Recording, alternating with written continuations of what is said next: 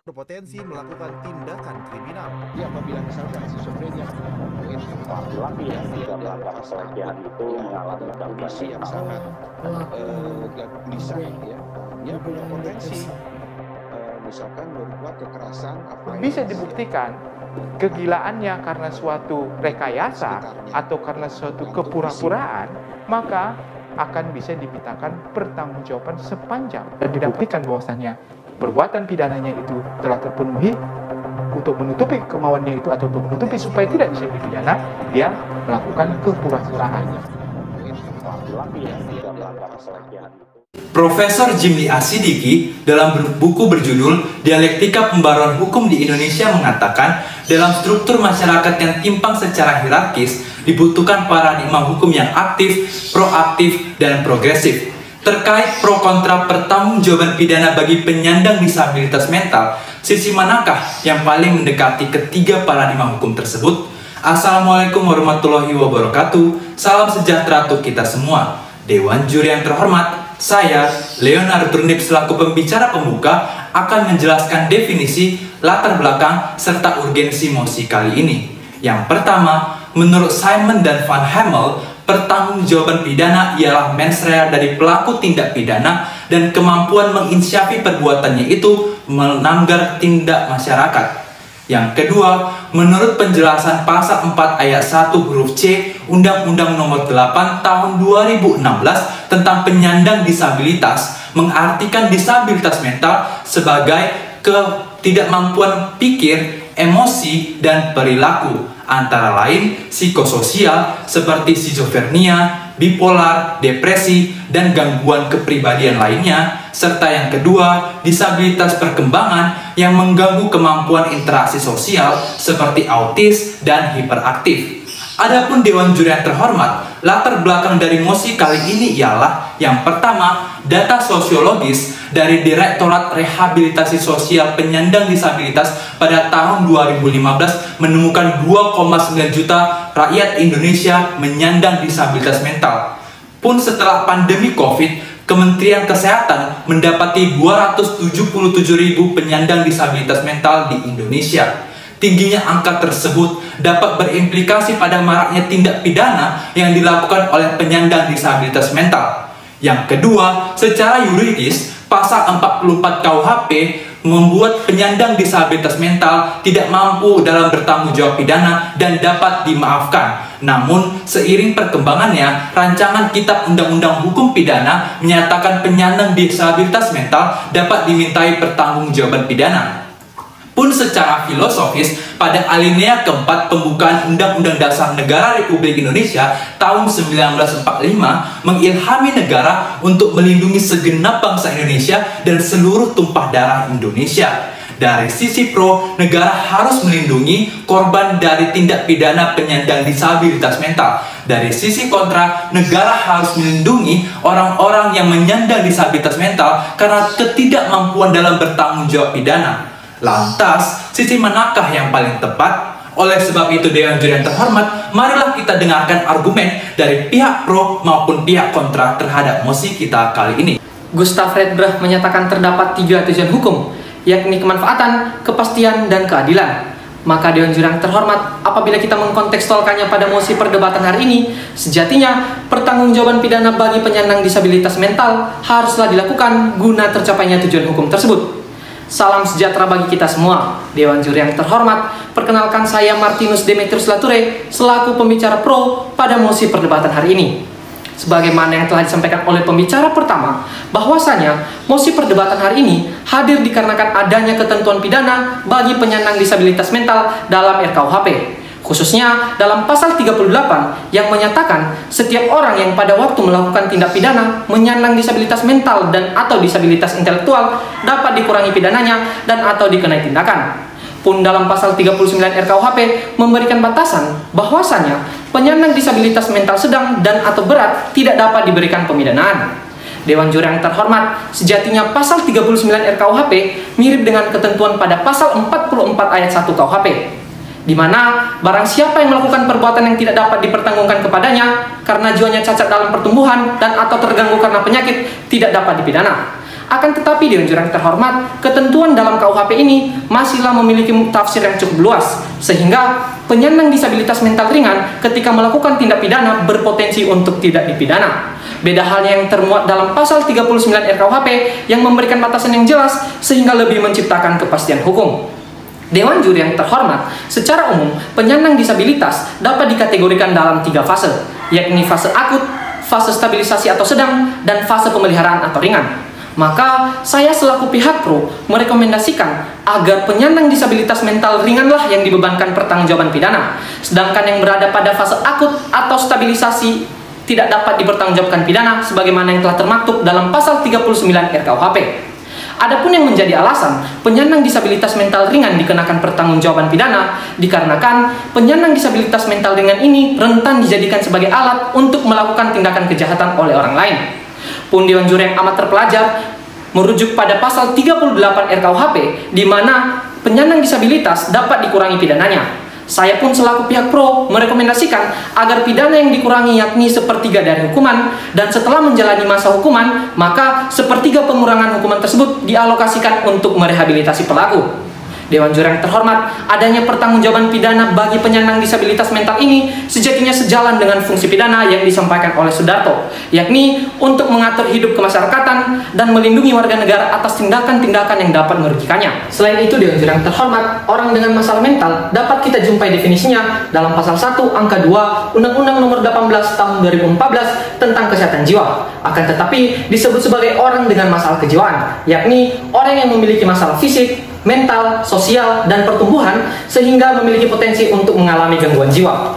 Namun Dewan Juri yang terhormat, orang dengan masalah kejiwaan pun memiliki kewajiban untuk menjaga kesehatan jiwanya, yakni dengan menjaga perilaku, kebiasaan, dan meningkatkan kemampuan beradaptasi terhadap lingkungan sosialnya sebagaimana termaktub dalam pasal 69 Undang-Undang Kesehatan Jiwa. Artinya Dewan Juri yang terhormat, sepanjang penyandang disabilitas mental berada dalam fase ringan, maka patut dan layak dikenakan pertanggungjawaban pidana. Pun dalam pasal 9 huruf B Undang-Undang Nomor 8 Tahun 2016 tentang penyandang disabilitas menyatakan penyandang disabilitas diakui haknya sebagai subjek hukum, sehingga konsekuensinya berhak untuk menuntut dan dituntut oleh subjek hukum lain di muka pengadilan. Selain itu, penyandang disabilitas mental ringan tidaklah layak digolongkan sebagai tidak mampu bertanggung jawab, akan tetapi lebih tepat jika digolongkan kurang mampu bertanggung jawab. Karena kurang mampu bertanggung jawab inilah Dewan Juri yang terhormat sehingga pemidanaannya dapat dikurangi, yang mana hal ini pun sejalan dengan teori neoklasik yang membenarkan adanya keadaan-keadaan yang dapat meringankan pemidanaan. Adapun keadaan yang dimaksud yakni keadaan jiwa, usia, dan keadaan lain yang memengaruhi kehendak seseorang ketika terjadinya suatu kejahatan. Selain itu, Dewan Juri yang terhormat, telah terdapat beberapa putusan hakim yang menjatuhkan pidana bagi penyandang disabilitas mental ringan.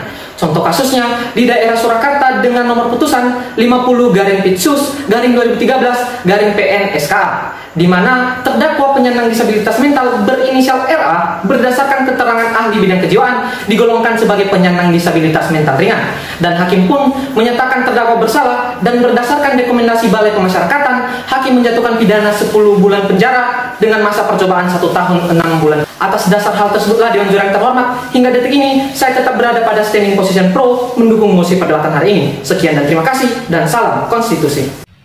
Profesor Dr. Mulyatno dalam bukunya berjudul Asas-Asas Hukum Pidana mengatakan bahwa hanya terhadap orang-orang dengan keadaan jiwa normal sajalah yang dapat kita harapkan mengatur tingkah lakunya sesuai dengan pola yang telah dianggap baik dalam masyarakat. Sehingga dapat disimpulkan terpenuhinya syarat dalam mempertanggungjawabkan suatu tindak pidana hanya dapat dimintakan terhadap orang-orang dengan keadaan jiwa yang normal. Salam sejahtera bagi kita semua. Saya Elsa Daniela Simbolon sebagai pembicara ketiga akan mengulas mosi perdebatan kita dalam ranah kontra tidak menyetujui mosi kita kali ini. Dewan Juri yang terhormat, ketidakmampuan bertanggung jawab artinya ketidaknormalan keadaan batin pembuat karena cacat jiwanya sehingga daripadanya tidak dipenuhi persyaratan untuk patut dicela. Dalam rumusan pasal 44 Kitab Undang-Undang Hukum Pidana dijelaskan, seseorang karena jiwanya cacat dalam pertumbuhan atau terganggu karena penyakit tidak dikenai pertanggungjawaban pidana. Dalam hal ini, disabilitas mental yang dikemukakan dalam Undang-Undang Nomor 8 Tahun 2016 tentang penyandang disabilitas termasuk di dalam cacat dalam pertumbuhan dan terganggu karena sakit. Sehingga secara akuo, penyandang disabilitas tidak dapat dikenakan pidana karena adanya alasan pemaaf. Dewan juri yang terhormat, ada 2 poin alasan mengapa penting bagi kita untuk menolak mosi kita kali ini. Pertama, memaksakan pemberian pertanggungjawaban pidana kepada penyandang disabilitas mental melanggar unsur-unsur pertanggungjawaban pidana, yakni harus memiliki keadaan jiwa yang normal dan kemampuan jiwa yang normal. Penyandang disabilitas mental memang termasuk subjek hukum, namun tidak semua subjek hukum cakap melakukan perbuatan hukum. Disabilitas mental tergolong dalam personally miserable, yang dapat dibebani hak namun tidak dibebani kewajiban karena kondisi mentalnya di bawah orang-orang normal, sehingga tidak bisa diharapkan penyandang disabilitas mental mengikuti dan menjalankan kewajiban norma yang ada di masyarakat, apalagi dimintai pertanggungjawaban pidana. Merujuk pada buku pengantar psikopedagogik anak berkelainan, karya Muhammad Effendi dijelaskan, orang yang menderita disabilitas mental tidak dapat mengurus dirinya sendiri dan sangat membutuhkan pengampuan orang lain untuk perawatan sepenuhnya di sepanjang hidupnya. Artinya, dari segi kemampuan jiwa, penyandang disabilitas mental tidak dapat menginsyafi perbuatan hukum yang diperbuatnya dan tidak dapat menentukan kehendaknya sendiri akibat dari keadaan jiwa yang sakit. Sehingga hal ini tidak memenuhi unsur pertanggungjawaban pidana. Sepakat dengan yang dikatakan oleh E.Y. Kanter dan S.R. Sianturi dalam buku Hukum Asas-Asas Hukum Pidana di Indonesia dan Penerapannya, dijelaskan unsur kemampuan bertanggung jawab haruslah tidak terganggu oleh penyakit secara terus-menerus atau sementara, sehingga hal ini mengeneralisir terhadap seluruh penyandang disabilitas mental akut sampai tahap pemeliharaan sekalipun. Sehingga sepanjang belum ada putusan ahli yang mengatakan seseorang sembuh dari disabilitas mental, tetap saja tidak dapat dimintai pertanggungjawaban pidana. Kedua, mengenakan pertanggungjawaban pidana melanggar asas kemanfaatan hukum. Sesuai dengan teori utilitarianisme, yang mengatakan bahwa suatu kejahatan tidaklah mutlak harus diikuti oleh pidana, melainkan harus lebih dipersoalkan manfaat bagi si pelaku. Menurut Dr. Mahmud Mulyadi, selaku ahli pidana dan dosen Universitas Sumatera Utara menjelaskan, pemidanaan bagi disabilitas mental tidak akan bermanfaat menimbulkan efek jera dan tidak akan bermanfaat menyembuhkan pelaku. Bahkan ini akan menimbulkan masalah baru seperti menambah beban penjara, overcapacity penjara, dan dehumanisasi. Ini dikarenakan metode pembinaan di lembaga pemasyarakatan tidak diciptakan spesifik menjawab kebutuhan para disabilitas mental. Hal ini juga menentang amanat pasal 2 Undang-Undang Nomor 8 Tahun 2016 tentang penyandang disabilitas, yang mengatakan penyandang disabilitas harus diberikan perlakuan khusus, padahal belum ada lembaga pemasyarakatan khusus untuk para disabilitas mental, sehingga kemudian nantinya metode penerapan pemidanaan juga akan disamakan dengan orang normal pada umumnya. Namun, Dewan Juri yang terhormat, bukan berarti kita melepas liarkan para penyandang disabilitas yang melakukan tindak pidana, melainkan solusi dari kami adalah mengubah rancangan Kitab Undang-Undang Hukum Pidana di tahun 2022 dengan hanya memberikan tindakan bagi pelaku disabilitas mental berupa rehabilitasi, perawatan di rumah sakit jiwa, pemberian pendidikan formal dan atau pelatihan yang diadakan oleh pemerintah atau badan swasta, mengoptimalkan perawatan di lembaga penyelenggaraan kesejahteraan sosial, dan pengembalian kepada orang tua, wali atau pengampu. Oleh karena itu, Dewan Juri yang terhormat, saya mengajak Dewan Juri sekalian untuk seperahu menentang mosi kita kali ini. Sekian dan terima kasih. Salam konstitusi. Dewan Juri yang terhormat, pada akhirnya pihak pro dan kontra memiliki tujuan yang sama, yakni peraturan yang layak bagi penyandang disabilitas mental di dalam RKUHP. Adapun perdebatan kali ini ialah, pertama, pihak pro menyatakan pasal 44 KUHP memiliki tafsiran yang terlalu luas sehingga perlu diperjelas dengan RKUHP. Namun, pihak kontra berpendapat pertanggungjawaban pidana bagi penyandang disabilitas mental tidak memenuhi asas kemanfaatan karena mereka seharusnya ditempatkan ke lembaga penanganan khusus, bukan ke lembaga pemasyarakatan. Yang kedua, tim pro mengatakan bahwasanya tidak semua penyandang disabilitas mental tidak mampu bertanggung jawab. Nyatanya, ada yang kurang mampu bertanggung jawab, yakni mereka yang masih pada fase pemeliharaan. Pun didapati data, mereka yang masih dalam fase pemeliharaan kerap ditempatkan untuk melakukan tindak pidana karena stigma kebal hukum. Namun, pihak kontra berpendapat penyandang disabilitas mental sepenuhnya tidak mampu bertanggung jawab karena mereka tidak memenuhi unsur kesalahan dan dapat dimaafkan.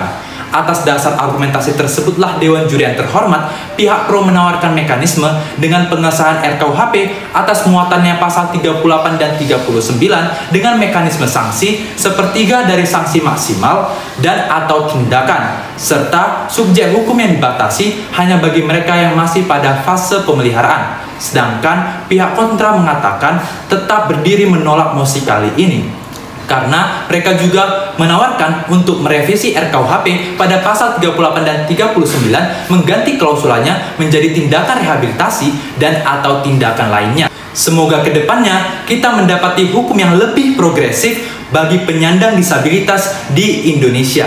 Demikianlah yang dapat kami sampaikan. Sekian dan terima kasih. Wassalamualaikum warahmatullahi wabarakatuh. Salam konstitusi.